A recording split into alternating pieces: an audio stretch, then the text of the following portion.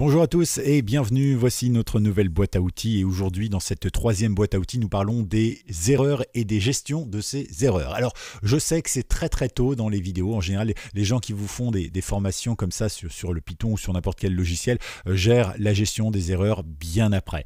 Pourquoi? Parce que à l'intérieur de la gestion des erreurs on peut faire plein de choses, y compris proposer des solutions, des choses comme ça.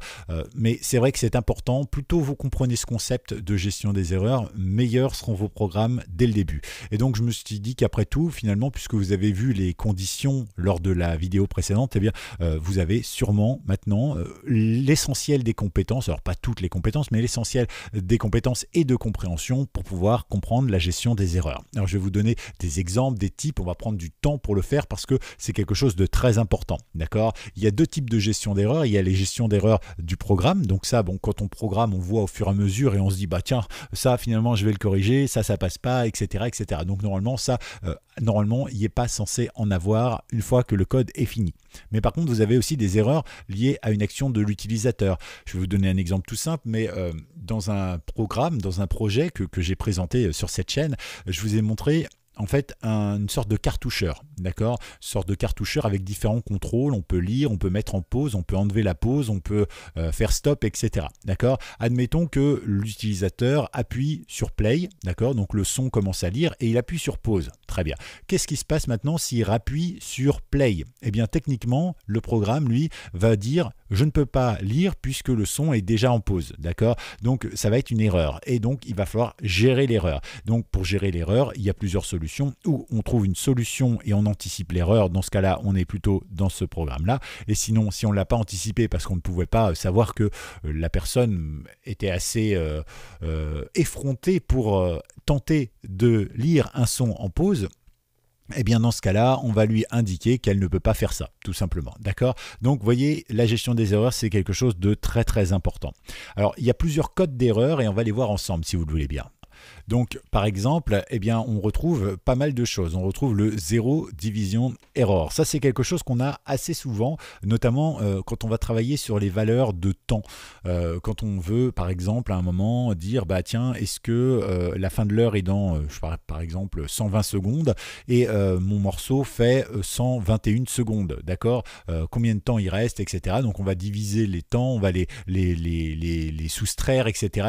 Et souvent, bah, si on divise par un temps et que par exemple le temps est à 0, bah, on se retrouve avec une erreur, d'accord? Donc on va apprendre comment on gère ce genre de choses, les import errors, les index errors. Je vous ai mis toutes les légendes ici pour des questions de longueur de vidéo. Évidemment, je ne vais pas tous vous les lire, mais en gros aujourd'hui on va se servir d'exception qui est en fait le générique, hein, c'est-à-dire que ça va capturer toutes ces erreurs là, mais ça ne va pas vous dire laquelle c'est. Simplement, il n'y aura pas de bug, d'accord? Ça va marcher, c'est générique, c'est génial.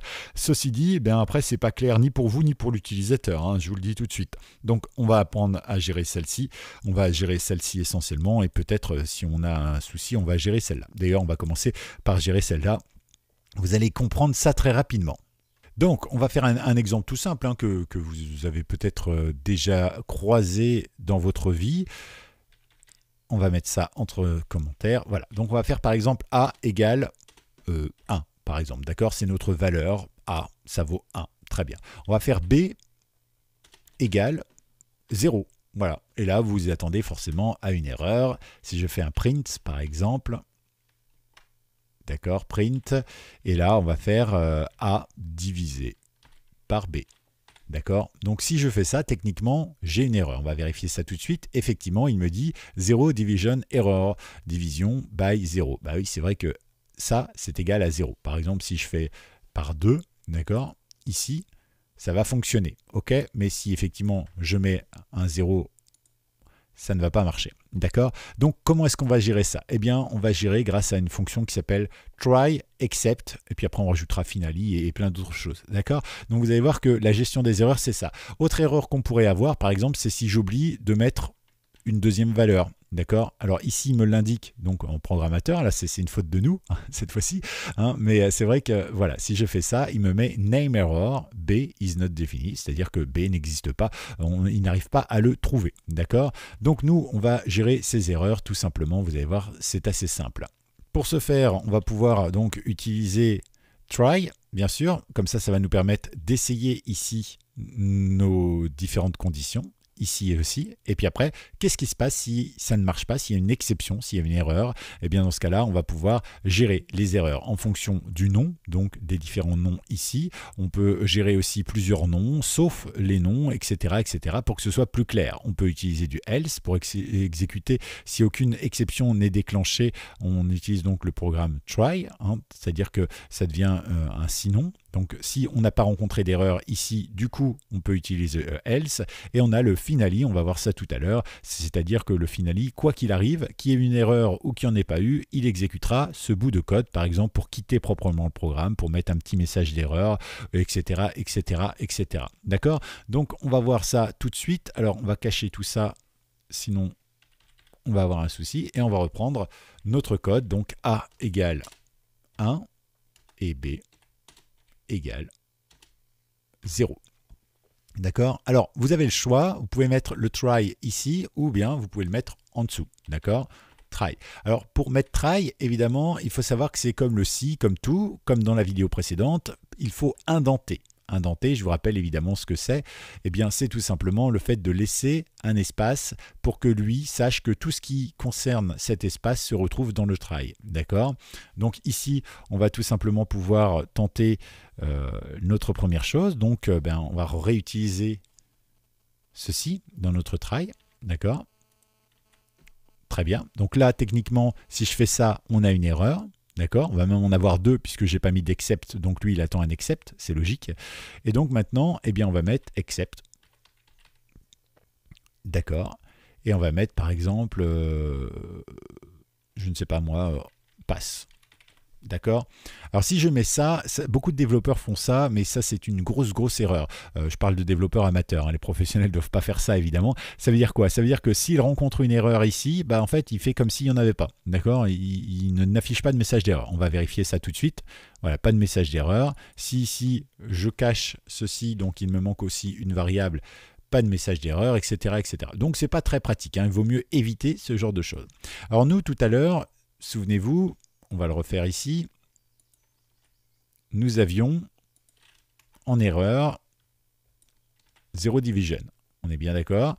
Donc si je le refais, ici on a bien 0 division error qui correspond au premier. D'accord? Donc nous ici, on va tout simplement le remettre. Ici on va le supprimer.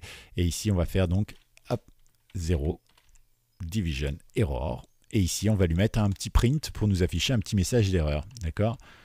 Donc ici, print, tac, et ici, on ne peut pas diviser par 0.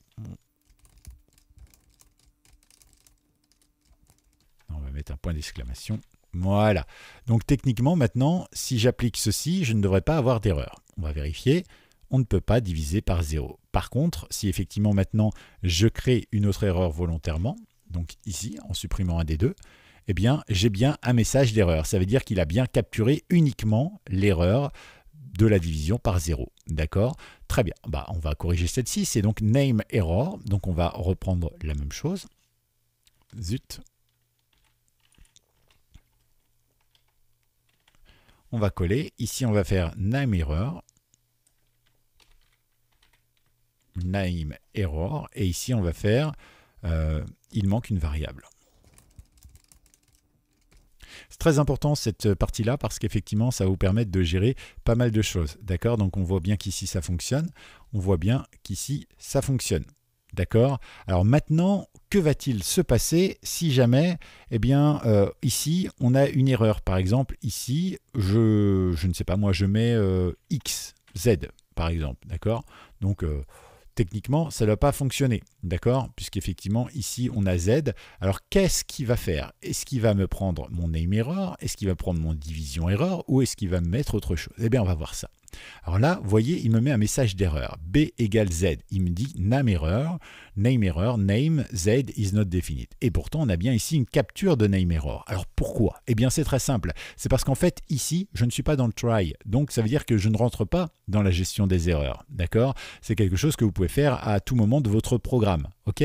Donc, si par contre, ici, je déplace mon try, je le mets au-dessus, et ici, j'indente pour qu'effectivement, le A et le B soient dedans. Si je relance mon programme, il récupère donc la bonne erreur et donc il me met ce qu'il faut ici. D'accord?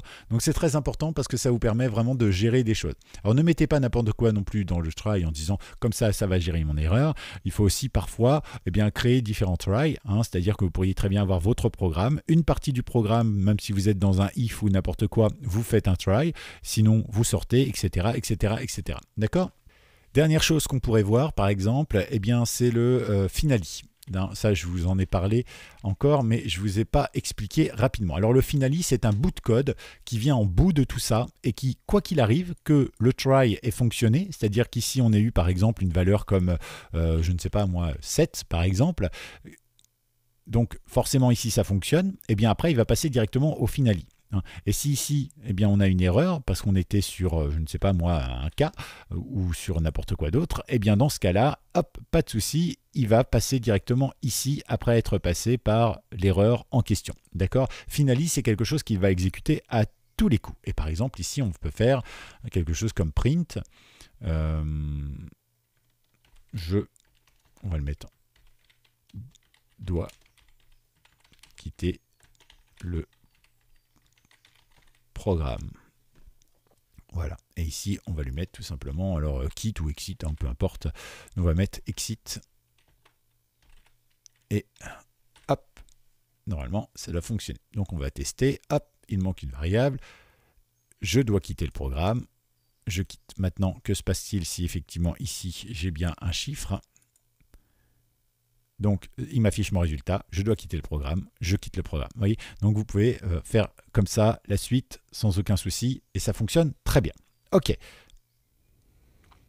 Il reste un élément que j'aimerais vous communiquer, c'est le raise. Donc, on va cacher ça tout simplement. Donc le raise, je vais vous donner la définition, parce que ce n'est pas très clair en fait, la définition raise, donc selon les termes informatiques, donc ça entraîne la génération explicite d'une exception. Les erreurs intégrées sont déclenchées implicitement. Waouh, incroyable. On va découvrir à quoi ça correspond, parce que si vous êtes comme moi, il n'y a que des mots en langue française ici, et malheureusement, on ne comprend pas tout. Ah oui, il ne le prend peut-être pas ici. Ah, voilà, très bien. Ok, donc alors en gros, si on va faire un nouvel exemple, ce sera beaucoup plus simple. On va parler par exemple de la simulation d'un crédit. Simulation crédit banque. D'accord? Donc pas de souci. En gros, on va vous demander votre salaire et à partir de ce salaire, on va définir si oui ou non vous pouvez accéder à un crédit ou pas. Donc on va tout simplement faire un try. D'accord? Ici, on va définir une variable salaire. Jusqu'à là, pas de souci. On va demander le salaire à la personne, donc on va passer par un input. D'accord. Ici, on va lui demander quel est votre salaire. Hop, hop, par exemple, d'accord. Comme ça va être un chiffre, ici, on va le transformer en chiffre, évidemment. Si vous ne savez pas de quoi je parle, je vous invite à regarder la première des vidéos sur les variables. Et donc ici, on va le transformer en entier naturel parce qu'on dit rarement je gagne 1200 €,7. D'accord? On dit je gagne 1200 € ou 1500 €. Ok, une fois qu'on a notre variable, on va pouvoir tester cette variable. Et pour ça, on va utiliser un if. D'accord? C'est ce qu'on a vu dans la vidéo juste avant. Donc dans le if, on va faire salaire inférieur à, je sais pas, 2000 €. D'accord? Il faut quand même que ce soit assez conséquent. OK, et dans ce cas-là, si on est inférieur à 2000 €, dans ce cas-là, il va me générer une erreur. Donc dans ce cas-là, on va lui dire raise. Et donc dans ce cas-là, value error. Et là, on va lui passer tout simplement l'information salaire. D'accord? Ok, jusqu'à là, pas de souci. Maintenant, on va aller dans Except. On va même revenir ici. Except. Ok, donc ici, value error. Et ici, on va faire un print, tout simplement. Print. Qu'est-ce qu'on va? On va récupérer la variable salaire. Virgule, on la concatène. Ensuite, on va lui dire tout simplement euro. Euro, virgule, n'est, on va dire, votre salaire n'est pas suffisant. D'accord? Jusqu'à là, pas de souci. On va faire un test tout de suite pour voir si ça fonctionne. Quel est mon salaire, par exemple, 1200 €. 1200 euros, votre salaire n'est pas suffisant puisqu'effectivement, je suis à moins de 2000 euros. Si j'essaye 2000 piles, ça marche. D'accord? On ne lui a pas donné d'autres instructions. Et si je mets 2500, ça marche également. Donc, ça marche parfaitement. C'est génial. On a capturé notre erreur. C'est une erreur qu'on a voulu mettre en erreur, mais on aurait pu la gérer autrement. Alors, l'avantage de ça par rapport à tous les if qu'on a fait la dernière fois, c'est qu'en fait, à force de faire des if imbriqués, on risque de faire des erreurs. D'accord? Avec ça, bah, on renvoie tout simplement. Si jamais on est à ça, eh bien, de toute façon, ce n'est pas la peine de continuer le programme. D'accord? Donc, on va poursuivre. Voilà. Alors ici, on pourrait mettre un else. Du coup, hein, si on est égal ou supérieur à 2000 euros, eh bien, dans ce cas-là, suite du programme. Ou alors, on peut mettre carrément le else ici. Tout simplement, par exemple, else. Puisque du coup, notre programme, comme dans le try, il n'y a plus rien, eh bien, il sort du try et il arrive dans le else, tout simplement. Et là, on va pouvoir lui dire, eh bien, un print, par exemple. Du coup, on va récupérer l'information ici.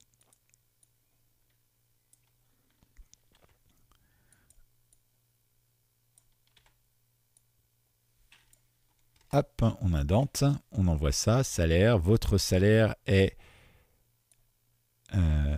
ok, on va dire tout simplement, prenons rendez-vous.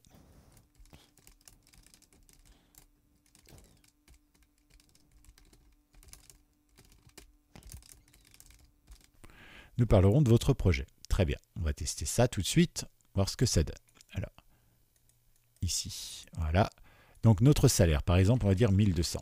Très bien, c'est pas suffisant, on est d'accord, ça n'a rien changé. Ici, maintenant, 2543, par exemple. Eh bien, 2543... Prenons rendez-vous, nous parlerons de votre salaire. Jusqu'à là, pas de souci, ça fonctionne parfaitement. Donc, vous voyez, effectivement, hein, on a géré l'exception et on lui a donné une suite au programme, tout simplement. D'accord? Donc, c'est un petit exercice simple, facile à faire. Maintenant, on va faire un petit exercice ensemble et puis après, ce sera à vous de faire un exercice et je vous donnerai l'énoncé. On vous donnera évidemment ici sur cette chaîne YouTube la correction juste après. D'accord, dans une autre vidéo. Comme ça, vous avez le temps de vous exercer et vous n'avez pas la tentation d'avancer dans la vidéo. Alors, le petit exercice que nous allons faire, on va faire un try, tout simplement, et on va faire une multiplication de deux chiffres, d'accord, ou de deux nombres, d'accord. Et ça peut générer pas mal de choses, parce que quand on multiplie par 0, par exemple, eh bien, on peut avoir une erreur. Parce que en fait, multiplier par 0, ça revient à faire 0. Donc, on va lui indiquer un comportement à avoir quand on va avoir 0. On va aussi avoir justement qu'est-ce qui va se passer si on veut multiplier par une lettre ou par une chaîne de caractères. D'accord? Donc, ça va poser problème. Et on va essayer de gérer ensemble toutes ces exceptions qui peuvent être le fruit d'une manipulation de la personne, puisque effectivement, les deux chiffres, nous ne les connaissons pas encore et c'est tout simplement l'utilisateur qui va nous les donner. Donc, première chose, on va faire nombre, ici, nombre 0,1, d'accord.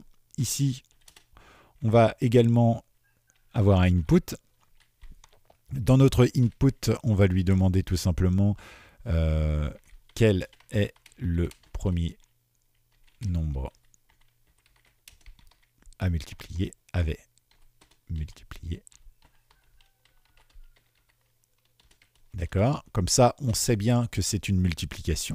D'accord? Et les gens, normalement, ne poseront pas trop de soucis là-dessus. Ils vont mettre 1, 2, 10, 50, 20, 100 000, ce qu'ils veulent. Et en point numéro 2, quel est le second nombre? Second nombre. Alors, j'ai marqué nombre, j'aurais pu marquer chiffre ou j'aurais pu marquer élément, d'accord? Simplement, voilà. Après, là, on ne va pas définir, savoir si oui ou non, c'est inférieur à 10 ou supérieur à 10, etc. Mais on pourrait le faire hein, si on voulait pousser un petit peu le programme. Par contre, ce qu'on va faire ici, c'est transformer ceci en numérique. Je vous invite, si vous ne l'avez pas vu, à regarder la première vidéo pour les transformations de variables. Et pourquoi est-ce que je fais ça? Tout simplement, d'accord? Hop. Parce que sinon, on ne va pas s'en sortir en termes de temps, ça va prendre beaucoup trop de temps. Donc ici, on se retrouve bien avec un nombre et un nombre, très bien. Et maintenant, eh bien, on va pouvoir faire quelque chose, tout simplement, par exemple, créer une variable résultat. On ne va même pas la mettre en int, parce que si jamais il veut multiplier 0,5 par 0,7, par exemple, on a besoin de pouvoir le faire. Donc on va le mettre en float, d'accord? Là aussi, je vous renvoie sur la première vidéo sur les variables, afin que vous puissiez comprendre pourquoi je fais ça. D'accord? Ok. Ensuite, eh bien, on va tout simplement afficher un résultat. Résultat. Très bien. Et là, notre résultat, ça va être nombre 1 multiplié par nombre 2. Pas de souci, c'est génial. Parfait. Donc ici, maintenant, il faut gérer des erreurs. D'accord? Parce que c'est vrai qu'on peut en avoir tout plein. Si, par exemple, ici, ben, on va le faire, hein, j'ai une erreur. Hop, d'accord, très très bien. Ah oui, c'est parce que ici, je suis en try. D'accord? J'ai pas mis d'except, donc ça ne marche pas, forcément. Hein, il attend quelque chose. Donc, on verra ça tout à l'heure. Alors, ce qu'on va faire maintenant, eh bien, on va faire déjà une première vérification. Hein, on va lui dire que, sans le mettre en erreur, on va lui dire que if multiplie nombre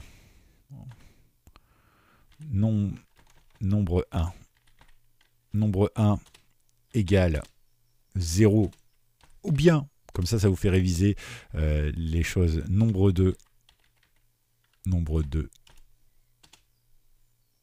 égale 0, alors, eh ben, print, tout simplement. Print, d'accord. Et ici, on va mettre... je vais copier ça, ça pourra servir tout à l'heure. Ok, donc print ici, par exemple, vous n'avez pas besoin de moi pour multiplier par 0.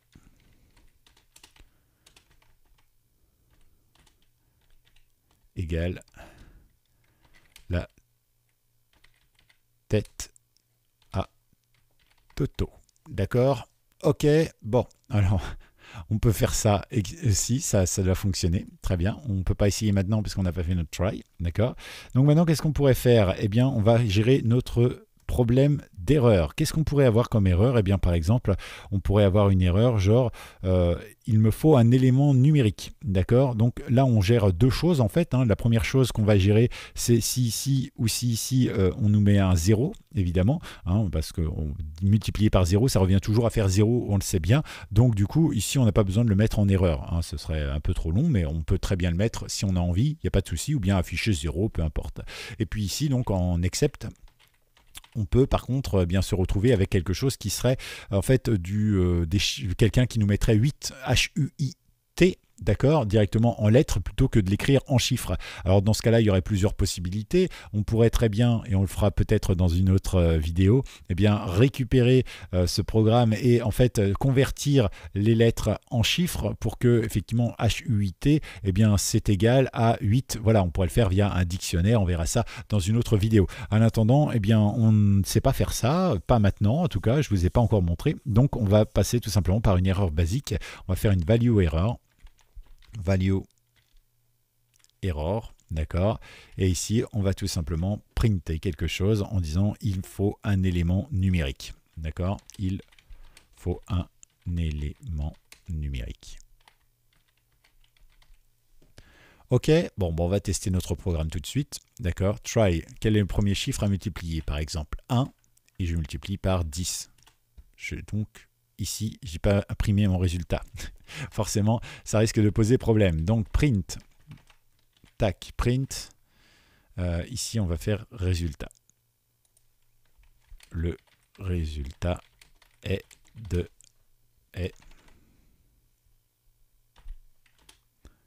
ici, on va faire résultat, ma variable. Très bien. On vérifie cette fois-ci. Donc, 1 et 10. Le résultat est 10. Ça marche parfaitement, tout simplement parce qu'effectivement ici ça marche. Alors si je fais un 0,5 par exemple divisé par 7, ça nous donne 3,5. D'accord? On est bien d'accord que 0,5 c'est un demi, donc forcément 7 par un demi, ça nous fait 3,5. On est parfait jusqu'à présent. Qu'est-ce qui se passe maintenant si on appuie sur 0 et puis qu'ici on met 10 par exemple, eh bien ici nous met le résultat est 0. Vous n'avez pas besoin de moi pour multiplier par 0 égale la tête à Toto. D'accord? Ça veut dire qu'il gère le truc et comme ici on a mis notre print avant le if, eh bien il nous donne le résultat. D'accord? Sinon j'aurais pu mettre simplement une petite chose comme ça, par exemple, pour éviter d'avoir le résultat, puisque finalement ça ne sert à rien. D'accord? Ici du coup on peut mettre un petit else et ici on a notre résultat. Et du coup, maintenant, on aura le résultat que si on n'a pas 0. D'accord, on va faire le test, par exemple 0. Et ici, 10, 14 par exemple, vous n'avez pas besoin de moi, multiplié par 0, d'accord. Et si maintenant je mets 1 et 7, d'accord, ici le résultat est 7, donc tout est parfait. Donc l'exception maintenant, faut-il la gérer? Eh bien, on va vérifier ça. Alors, on va taper par exemple 8 et multiplier par, je sais pas, 8 par exemple, d'accord. Il faut un élément numérique. Alors, est-ce que ça marche aussi si on fait sur le premier, par exemple, ti, d'accord? Il faut un élément numérique, il repère l'erreur dès le début, d'accord? C'est-à-dire qu'il ne fait même pas le calcul, puisque pour lui, l'erreur, c'est dès le départ. Il y a ici, on attend un float, et ici, moi, j'ai une chaîne de caractères, d'accord? Donc, vous voyez, ça marche parfaitement et ça fonctionne parfaitement, d'accord? L'idée de capturer des erreurs, c'est quelque chose de très important. On va passer maintenant à notre petit programme que vous allez faire vous-même et dont je vous donnerai la réponse très vite en vidéo.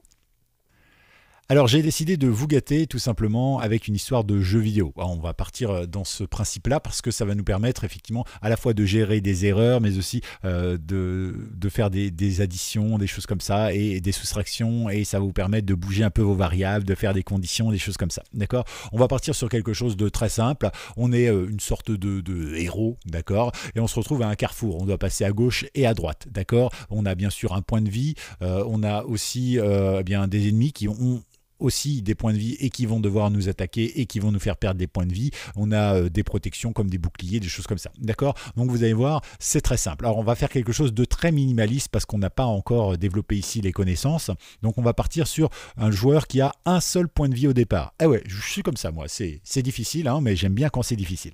Ensuite, on va, si on trouve un bouclier, eh bien, ça nous rajoutera un point de vie. D'accord? Ça veut dire que, par exemple, si le joueur a un point de vie et qu'il trouve un bouclier, il aura 2 points de vie. S'il ne trouve pas de bouclier, il n'aura qu'un seul point de vie. On est bien d'accord, hein? Donc ça, il va falloir le faire, le définir et le gérer. On sait le faire, on l'a déjà fait. Chaque ennemi enlève un point de vie donc au héros, au joueur. Ok?